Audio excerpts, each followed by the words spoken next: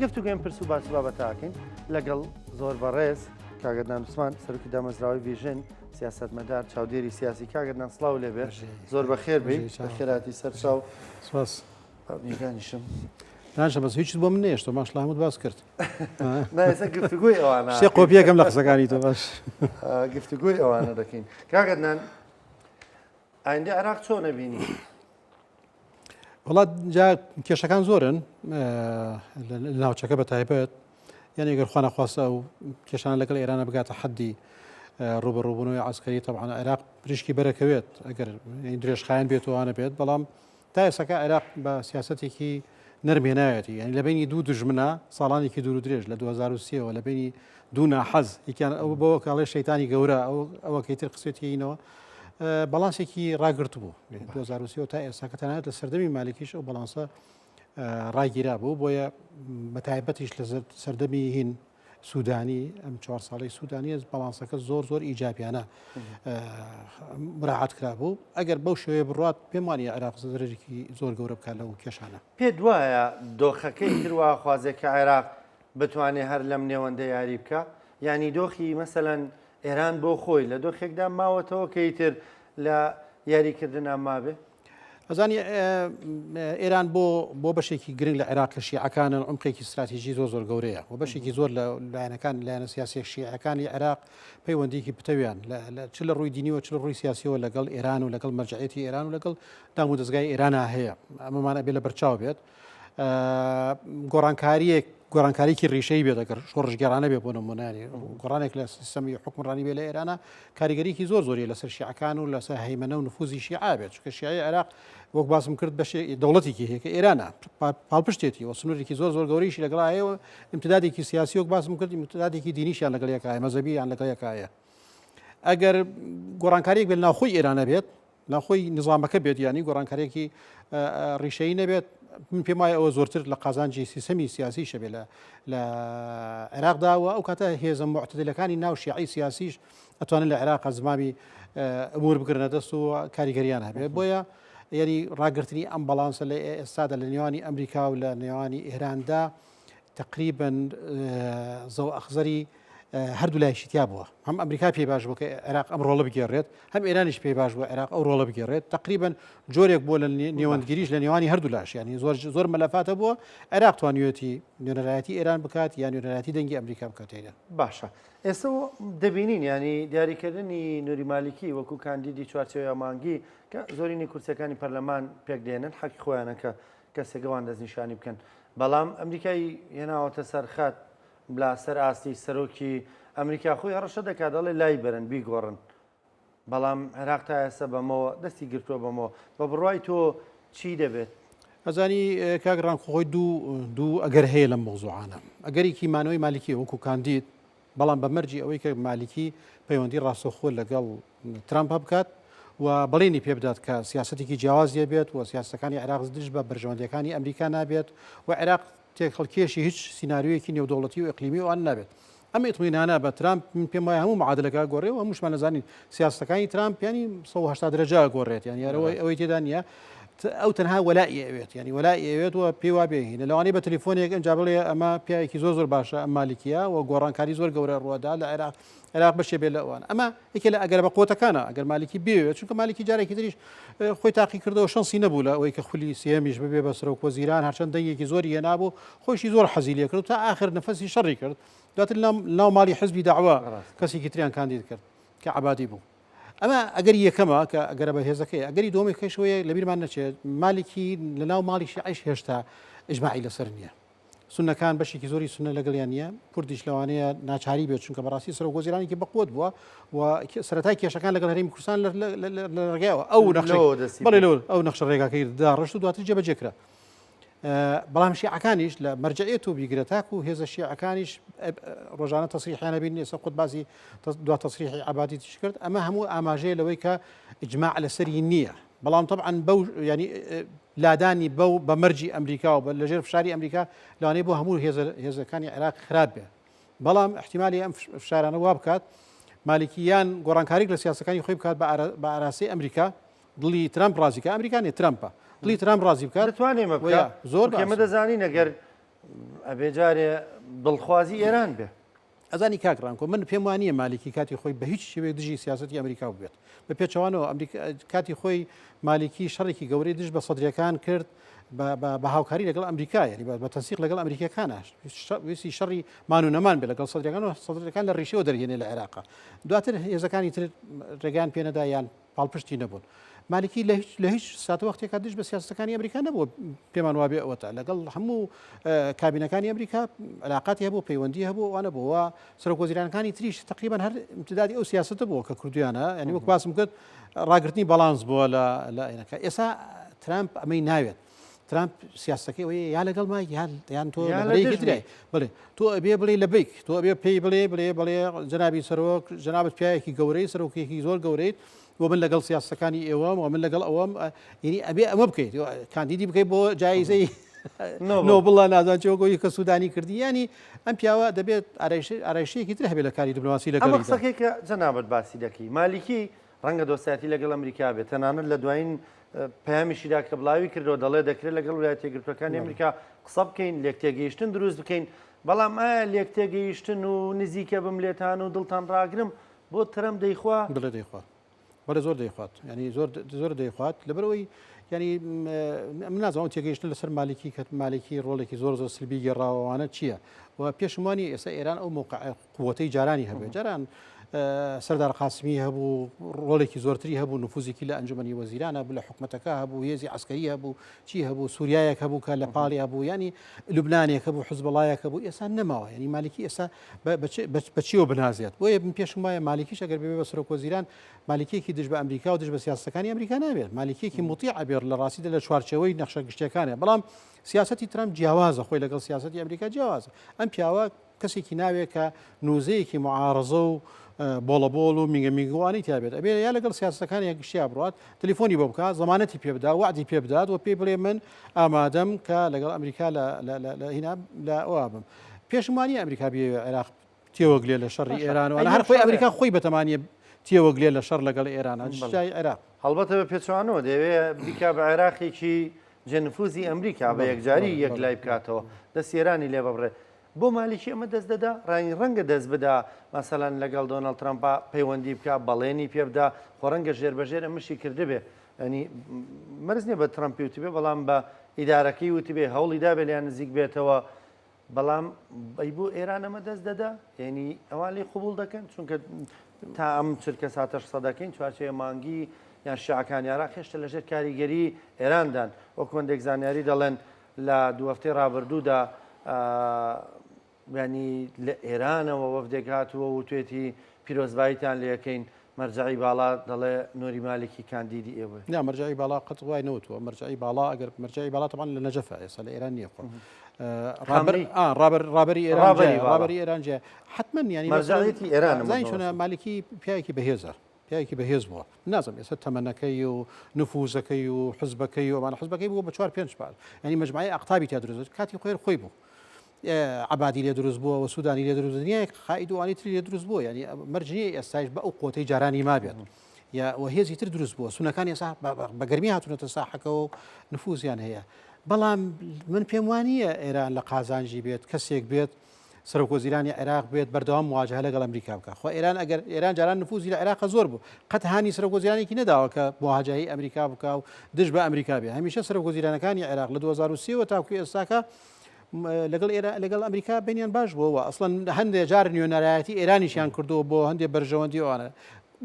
کەی لە قازانجی ئێرانە کەسێک بێت خۆیان سیاستەکەیان توندە بەرامبەر بە ئەمریکا وەستانەوە بەڵام لە عێراق ئەیانوێ کەسێکی میان ڕەوتر بێت جیاوازێک ینی ئەوەی تۆ دەڵی دەقیقەن وایە ینی سەرۆکوەزیرانەکان هەرگیز دژ نەبوون بە ئەمریکا بەڵام سەرۆکوەزیرانێک بوون عێراقیان کردو بە حەوشەی دووەمی ئێران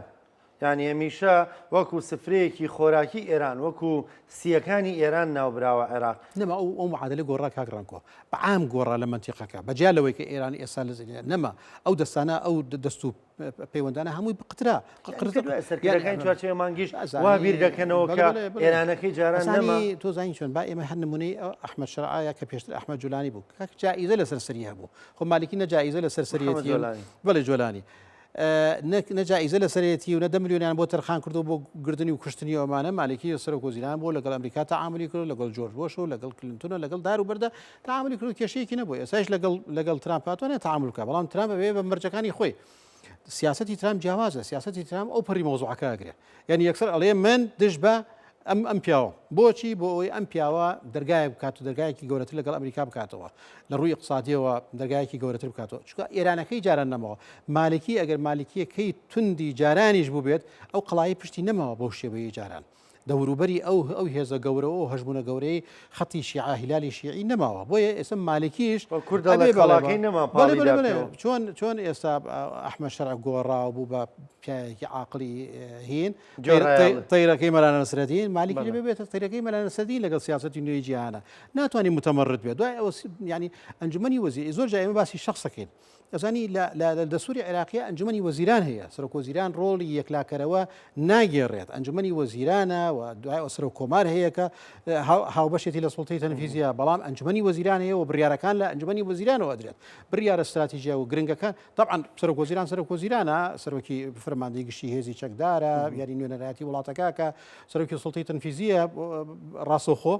بەڵام ئەنجومەنی وەزیرانیش هەیە کە هاوکارە لەگەڵیە کە سونەیتایە شیعیتایە کوردی تێدایە لایەنی تریتایە کە معارضە شەقامێک شەیە کە شەقامی شیعی ئەنتی مالکین زۆر دژ بە مالکین ئەو شەقامە بەهێزترە بێت و ئێستا ئەم 4 ساڵە هودنەیەکیان کردبوو لەگەڵ سوودانیا لەبەرەوەی سیاسەکانی سوودانیان تا حدێ بەدڵ و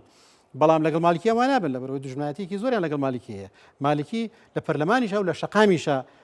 ناحەزی هەبێت ئەگەر بێ سیاستەکانی خۆی بە شخصی جێبەجێ بکات بۆیە بێ مراعاتی هەموو لایەنەکان و هەموو ئینەکان باشە کەواتە کاگەدان عێراقێک لە سایی مالکیدا مالکیە کە نەشیعەکان خۆیان کۆدەنگن لەسەری سونەکانەوە حەلبوسی هەڕەتی کردەوە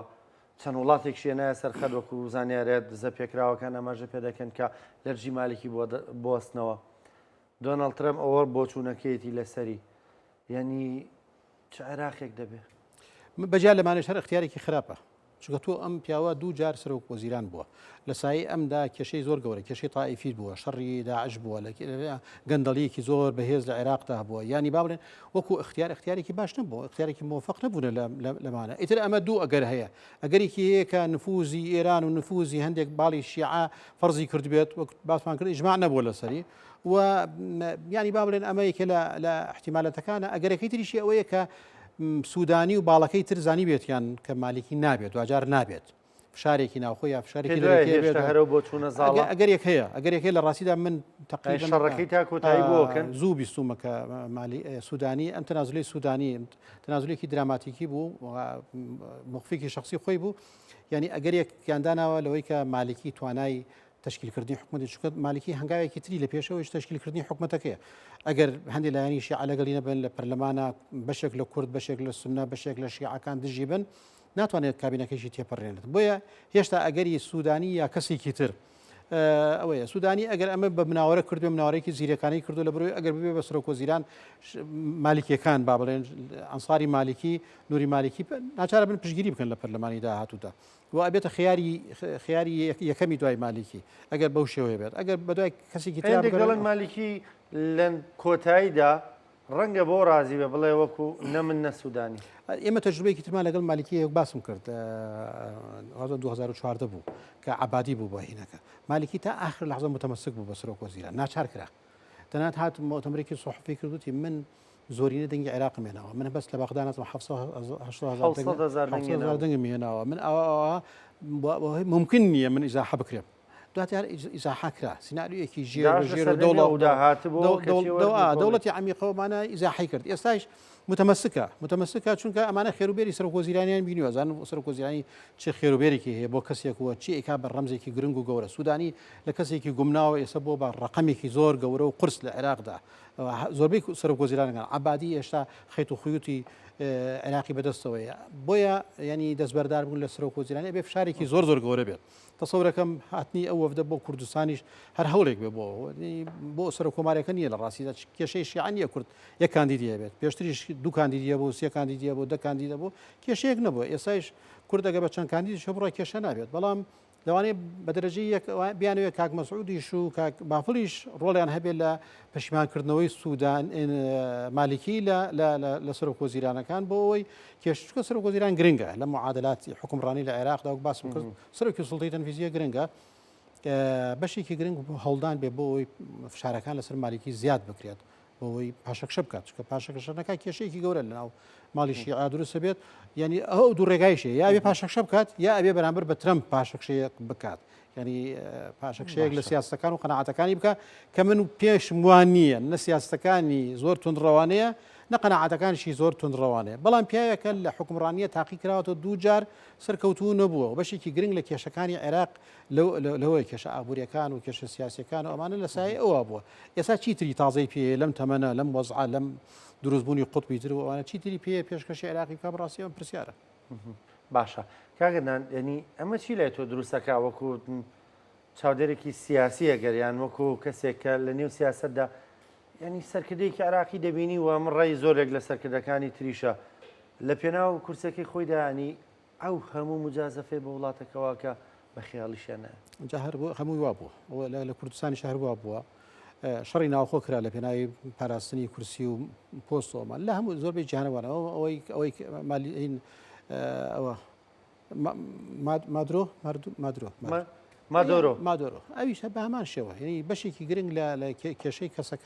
کەسەکان کە دەستبەرداری پۆست و سیاستەکان و دەسڵات نابن کێشێکی گەورە بە وڵاتەکان دروستەکەن ئەمە جۆرێک لە ئاوێزان بوون ینی کەسەکە پێی وایە بەبێ ئەو وڵاتە وێرانە بێت ئەو وڵاتە ینی ئەو نوێنەرایەتی وڵات و وجدانی وڵاتەکەکە ئەم عقلێتەوە کات کە زۆر بە زەحمەت هەمووی بۆ ئابیرەکاتەوە کە خۆی شخصی منقزە ئەوە ئەتوانێت عێراق ینی کابرا دوو خول سەرۆکوەزیران بووە ئێستا لە خولی سێمە بێ عێراق بابە بەڕی ئەمان کێ دەستی گرتووی لە خولی گەندەڵیە بوو داژە و دوسێ شاری عراق ینی نیوەی عێراقی گرت و کێشێکی زۆر گەورە دروست بوو چی ماوە پێشکەشێکە لەم کۆتایی تەمەنی و لەم کەمبوونەوەی توانە و تاقەکانی طبعا دەسوپەیوەند ڕۆڵە بینێ حزبەکە ڕۆڵە بینێ لە بەرەوەی پۆستیان بەرەکەوێ پشکیان بەرەکەوێت لە زۆربەی دام و دەستگاکان جارێکتر بە قوتی ترەوە دێنەوەوانە ینی لە جەزائر کابرا بەسەر عەرەبانەوە بۆ هیچ نەمابوو سەدا هەفتای لەش و عەقڵ و هینی نەمابوو دەسوپەیوەندەکەی ناچاران کرد بۆ جاری پێنجەمیش خۆی کاندید بکاتەوە تا ناچار هێزی چەکدار بڕیاری داوتی کاکە تۆ بڕۆ بۆ ماڵ و نەخی ئیسراحەت کە دوو ڕۆژ ماوە لە ژیانە نوێژ و تاعەتێ بکە تاکوە ڕۆیتە قەبرستان ینی ئەوە بوو هەفتا لە سەتی هەموو شتێکی لە دەستدا بوو کەچی خۆی کاندید کردەوە دەریشە چویان چونکە هەموو سیستەمەکان وادانابوو کە دەربچێتەوە دەسو پەیوەندەکەی ئەوە وەزیرەکانێتی دیوانی هینەکەیەتی هەموو ئەمانەتی تا هێزی عسکەری ناچاری کرد لە عێراقیشە ئەم کابراز تموحێکی زۆری هەیە دەوڵە عمیقەیە یەکێک لە قوتبەکانی دەورەی عمیقە دەوڵەتی قوڵ لە عێراقدا ئەگەر نەبێ بە سەرۆکوەزیران ینی زەربەیەکی گەورە خۆی و ئەنسارەکانی بەریانەکەوێت ئەمەش تەسیرەکات لەسەر لایەنگرەکانی چونکە سوودانی ئەگە جارێکتر بێ بە سەرۆکوەزیران 4 ساڵی تر لە بەردەستیا بێ ئێستا کۆمەڵی پرۆژەی کردو پرۆژەکانی تەواوەکات ڕۆڵێکی زۆر باشتری ئەبێت و پیاوێکی میان ڕەوتریشە لە ئاسی جیهانی و منتیقەی ئەوانیشە مەقبولێتێکی زیاتری هەیە ینی خەلیجیشە مەقبولە تا ڕادێ تەسەورەکەم لە هەموو شوێنەکان مەقبول بێت بڵێ باشە کاگەدان لەسەر پۆستی سەرۆکۆمار قسە چییە؟ نیشێتی پارتی تا ئێستا وا پێ دەچێت ڕێک نەکەوتە بن هیچ زانیارێک تێ ڕێککەوتە بن واللهی دیارە قسە زۆر دەکرێت ینی کەس تا ئێستا معلوماتێکی وردی نییە پێشتریش خۆ ڕێک نەکەوتبوو لە چەند خولیەکان ڕێک نەکەوتبوون کاندیدی خۆیان پێشکەش کرد و ئەوان ناکرد ئێستاش ئەگەری ئەوەی هەیە هەر بە کاندیدی خۆیان بڕۆن بابزان معادلاتی نێوخۆی عێراق بڕیارەدا کێ سەرەوە کۆمار بێت بەڵام ئەگەر بە تەفاهم بێت بە تەوافق بێت ینی کاتی خۆی یعنی من قسەی لە بەرنامەکەی جنابتەوەکەم کاتی خۆی ئەم دوو پۆستە پۆستی سەرۆکی هەرێم و پۆستی سەرۆکی کۆماری عێراق لە بینی ئەو دوو ڕەحمەت بێ مام جەلال و کاک مەسعوودە یەکلا کرایەوە یەکێکیان بۆ بەغدا یەکیان بۆ هەرێمی کوردستان ئێستا دەبێ هەمان معادلە بێت ینی بۆ نمونە ئەگەر ئاراستەکە بۆ بڕۆ کە کاندیدێکی پارتی ببێ بە سەرۆک کۆمار و گۆڕانێک بکەن لەوەی کە سەرۆک کۆمارەکە تەنها لایەکێتی نەبێت لە هەرێمی کوردستانشی ئۆتۆماتیکیان ئەبێ ئەو معادلێ بگۆڕێت لەبەرەوەی سەرۆک هەرێم و کاتەوە ئەبێ سەرۆک هەرێمی یەکێتی بێ ئەکید لەبەرەوەی یەکێتی وەکو خۆی لە مەنتیقی خۆیان ماوە پارتی وەکو خۆی ماوە 2005 چۆن بوون ئێستاش هەروان ڕاستە سەردەمانێک گۆڕان هات و هەندێک معادلەکە گەڕاوە شوێنی خۆی ئەویش ئەوەیە کە یەکێتی لە مەنتیقە حاکمە حاکمی مطلقیشە تا حدێکی زۆر هەمووش پۆستەکان بەدەستی پارتیش حاکمی مطلقی شوێنی خۆیەتی کەواتە معادلە لە کوردستانە بەدەستی هەردوو حزبەوەیە قیادەی هەردوو حزبە یەکێتی پارتی لە بەغدا گۆڕانکاری کرد ئەبێ لە هەرێمی کوردستانش ئۆتۆماتیکیان ئەو گۆڕانکاریە بکرێت ئەو ڕێکەوتنە نازم ڕێکەوتنی نووسراو بیان با بڵێن شەفەیی بوو لە بینی ئەو دوو زاتە جارێکی تر بێت جێبەجێ بکرێتەوە بۆیە ئەگەر لە بەغدا ینی هەموو ئەگەرەکان بۆ یەکەتی وەریگرێت لە ڕاستیدا چونکە ینی معادلەکە تا ئێسەوا هاتووە جا لەوانەیە بەشێکیشی پەیوەست بێ بە مۆزوعی ئیقلیمی و مۆزوعی سەرۆک وەزیرانەوەوانەوە بەڵام ئەگەر گۆڕانکاریەک ڕوو بدات دوجار فشارەکان زۆر بن بەسەر یەکێتی و سەرکردایەتی یەکێتی و لایەنە شیعەکانیش بکەن مەفروض وایە لە ناوماڵی کوردی لە کوردستانیشە گۆڕانێکی گەورەی بەسەرا بێت و پۆستی لانی کەم پۆستی سەرۆکی هەرێم ئەبێ بدرێت بە یەکێتی و تا ئەو کاتەی کە ئەو گۆڕانە ینی بەو شێوەیە بێت سەرۆکی کۆمار بۆ حزبێ بێت سەرۆکی هەرێم بۆ حزبەکەی تر بێت ئیتر نازانم معادلاتی سیاسی لە کوردستانەکەی ئەگۆڕێکەکەی ناگۆڕێ کاگەدان دەبینین هەمیشە پارتی دیموکراتی کوردستان کاندیدی خۆیە بۆ بە سەرۆک کۆمار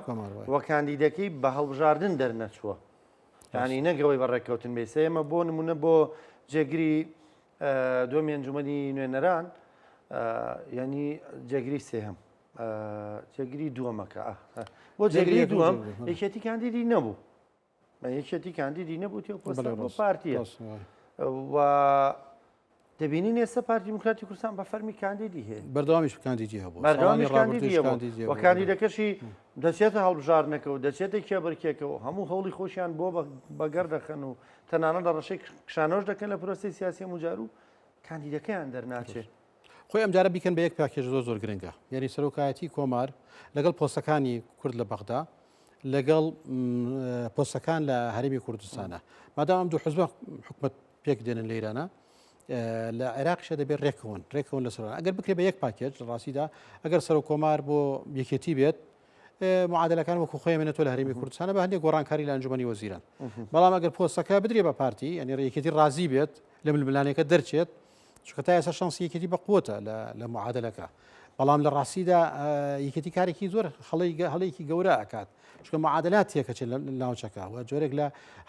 بەجالەوەی کە من مەبەستم لەوە نییە کە پارتی هێزێکی خراپ بێت یا شایستەوە نەبێت و مۆزوعەکە علاقی بە بینەوەیە بەڵام هەژمونی پارتی ینی لە بەغدا سەرۆک کۆماری بەدەست لە هەرێمی کوردستانە سەرۆکی هەرێمی بەدەستەوە بێت سەرۆکی وەزیرانی بەدەستەوە بێت ینی زۆربەی پۆستە گرنگەکانی ئەنجومەنی وەزیرانیشی بەدەستەوە بێت ئەمە ینی تقریباً تا حدێکی زۆر هەوڵدانە بۆ تەحجیمکردنی یەکێتی و پەراوێز خستنی یەکێتی جا یەکێتی چەند بەمە ڕازیە بێت من پێم وایە لە چوارچێوەی یەک پاکێجە کار لەسەر مۆزوعە بکرێت زۆر باشترە هەنگاوەکان باشتر چێت پێشەوە ئەگەر یەکێتی چاوی لەسەر هەرێمی کوردستانەوە لە هەرێمی کوردستانە خۆی بەهێزتر بکاتەوە ئەتوانێت چاوپۆشی بکە لە سەرۆکی کۆمار بەو مەرجەی سەرۆکی هەرێمی پێ بدرێت و ئەمە ڕێکەوە لەسەریەوە و ئەگەریش نا مەفروض وایە پارتی کاندیدەکەی خۆی بکشێنێتەوە چونکە کاتی خۆی بەم شێوەیە کراوە لە بینی ئەو دوو زاتە وەک باسم کرد ڕێکەوتنەکە بۆ یەکیان بۆ سەرۆک کۆمار یەکیان بۆ سەرۆکی هەرێم معادلەکە تا ئێستا بەو شێوەیە هات وەک باسیشم کرد گۆڕانێک لە تەرازوی هێز لە کوردستانە نەگۆڕەوە هەر دوو قوتبەن ئەم دوو هێزن لە هەرێکە ناوچەی خۆیانە سانتیمەتری نەچونەتە پێشەوە نەچونەتە دواوە هەرێکە لە شوێنی خۆی یەکەواتە بێ جارێکی تر معادلەکە بە هەمان نەمەت بڕاتەوە ئەویشەوەیە کە ئەم دوو پۆستە گرنگە بەرامبەرن بەرامبەر بە یەکترە زۆر سپاس دەکەم بەڕاستی ئەگەردام سومان سەرۆکی دامەزراوی ڤیژن سیاسەتمەدار چاودێری سیاسی سپاس زۆر سپاس سپاس بۆ وەشداریکردن لەگەڵمان